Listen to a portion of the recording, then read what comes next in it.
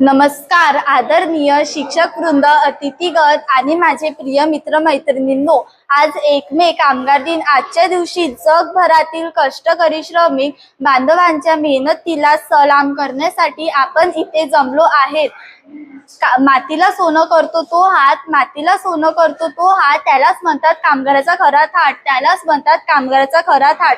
कामगार दिन 1886 साली अमेरिकेतील शिकागो शहरात कामगारांनी 8 तास काम, 8 तास आराम, 8 तास मनोरंजन या मागणीसाठी मोठा लढा दिला. त्यांच्या बलिदानाची आठवण म्हणून 1 मे हा दिवस आंतरराष्ट्रीय कामगार दिन म्हणून साजरा केला जातो. भारतात 1923 पासून चेन्नई येथे पहिल्यांदा हा दिवस साजरा झाला.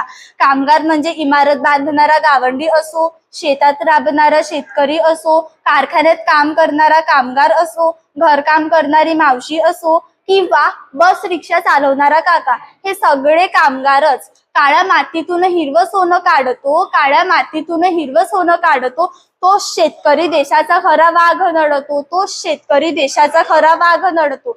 राष्ट्राची खरी संपत्ती ही यांच्या घामातूनच निर्मित होते.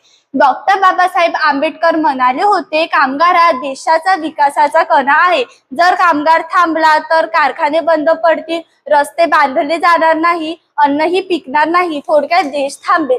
आजच्या दिवशी आपण आपल्या घरातील, शाळेतील प्रत्येक कष्ट करणाऱ्या व्यक्तीचा आदर करूया.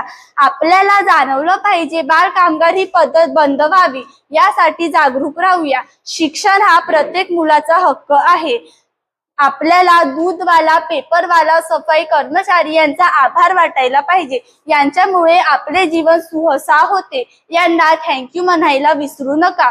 मित्रांनो, कोणतेही काम हलके नसते. राष्ट्रसंत तुकडोजी महाराज म्हणतात, श्रम हा श्री गणेशा. म्हणूनच कष्टाचे मोल जाणून घेऊया. शेवटी एवढेच सांगेल, कष्टाविना फळ न मिळे, कष्टाविना फळ न मिळे, आळस हा शत्रू खरा, कष्टाविना फळ न मिळे, आळस हा शत्रू खरा.